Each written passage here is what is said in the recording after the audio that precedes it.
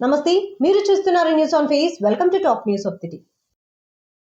తెలంగాణలో ఇప్పుడు జాతిపిత అనే పదంపై రాజకీయ వివాదం నడుస్తుంది.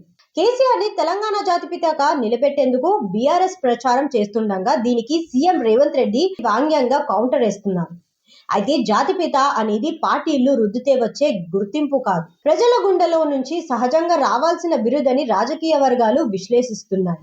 తెలంగాణ సాధనలో కేసీఆర్ పాత్ర ఉన్నప్పటికీ ఉద్యమం మొత్తం ఆయన ఒక్కరి వల్లే జరిగిందని సమాజం భావించలేదని స్పష్టమవుతుంది. దళిత్ సీఎం హామీల నుంచి కుటుంబ పాలన ఆరోపణల వరకు 10 ఏళ్ల అధికారంలో వచ్చిన వివాదాలు ఆయన ఇమేజ్ పై ప్రభావం చూపాయి. తెలంగాణ ఉద్యమంలో లక్షలాది మంది పాత్ర ఉండగా క్రెడిట్ ని ఒక్కరికే ఇవ్వడానికి ప్రజలు సిద్ధంగా లేరన్నది ఎలక్షన్ ఫలితాలలోనే కనిపిస్తుంది. అందుకే కేసీఆర్ ని బీఆర్ఎస్ పితగా అంగీకరించిన తెలంగాణ జాతిపితగా రుద్దే ప్రయత్నం మాత్రం ప్రజల్లో వ్యతిరేకతను పెంచే ప్రమాదం ఉందన్న అభిప్రాయం వ్యక్తమవుతుంది.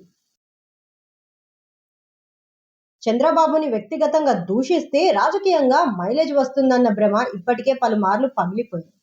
కొడాలి నాని, వల్లభనేని వంశీ, అంబటి రాంబాబు లాంటి నేతలు చంద్రబాబును అలాగే లోకేష్ ను లక్ష్యంగా చేసుకొని చేసిన తీవ్ర వ్యాఖ్యలు చివరికి వారి రాజకీయ జీవితానికే మైనస్ అయ్యాయి.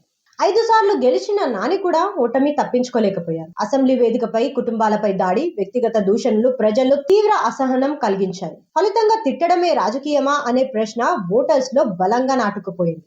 చంద్రబాబును టార్గెట్ చేస్తే లైమ్ లైట్ వస్తుందేమో కానీ ఓట్లు మాత్రం రావని ఎలక్షన్ ఫలితాలే స్పష్టం చేశారు. భవిష్యత్తులో ఆయన వైసీపీ నేతలు ఈ నిజాన్ని గ్రహించకపోతే అదే తప్పు మళ్లీ పునరావృతమయ్యే ప్రమాదం తప్పదు. కేసీఆర్ పై రేవంత్ చేసిన వ్యాఖ్యలకు హరీష్ రావు ఘాటు కౌంటర్ ఇచ్చారు. మాజీ ముఖ్యమంత్రి కేసీఆర్ పై ముఖ్యమంత్రి రేవంత్ రెడ్డి చేసిన వ్యాఖ్యలు అకస్సు అర్జీతికి నిదర్శనమని BRS senior MLA Harish Rao తీవ్రంగా విమర్శించారు. హేట్ స్పీచ్ అంటే ఏమిటో పుస్తకాలు చదవాల్సిన అవసరం లేదని, ముఖ్యమంత్రి ప్రసంగాలు వింటే చాలని ఎద్దేవా చేశారు. ఉద్యమకారుల గురించి మాట్లాడే అర్హత రేవంత్ రెడ్డికి లేదని, తెలంగాణ సాధించిన కేసీఆర్ ఈ రాష్ట్రానికి జాతిపితేనని స్పష్టం చేశారు. ప్రశ్నిస్తే అరెస్టులు, కేసులతో భయపెట్టడం ప్రజాతంత్రానికి విరుద్ధమని హరీష్ రావు మండిపడ్డారు.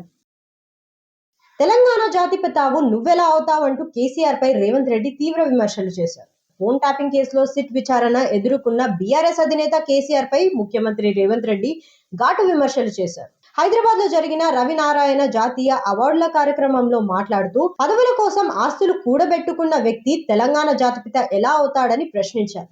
దేశం కోసం సర్వం త్యాగం చేసిన మహాత్మా గాంధీనే జాతిపిత అని స్పష్టం చేశారు. తప్పు చేస్తే ఎవరైనా విచారణ ఎదుర్కోవాల్సిందని నోటీసులు ఇవ్వడాన్ని అవమానంగా చిత్రీకరించడం సరికాదన్నారు. మధ్యయుగ రాజుల ధోరణి మానాలని కేసీఆర్ కు హితవు పలికారు. అమెరికా అధ్యక్షుడు డొనాల్డ్ ట్రంప్ భారత్ కు శుభవార్త చెప్పారు. ప్రధానమంత్రి నరేంద్ర మోదీతో ఫోన్లో మాట్లాడిన తర్వాత భారత్ పై విధించిన తారీఫ్లు 25% నుంచి 18% తగ్గిస్తున్నట్టు ట్రంప్ ప్రకటించారు. ఈ విషయం తన ట్రూత్ సోషల్ పోస్ట్ లో వెల్లడించారు.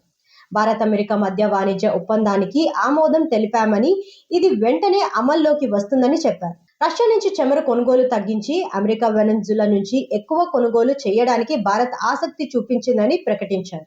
ఈ ఒప్పందంతో 2 దేశాల మధ్య వాణిజ్యం సుమారు $500 బిలియన్ చేరవచ్చని, భారత్ అమెరికా సంబంధాలు మరింత బలపడతాయని ట్రంప్ తెలిపారు.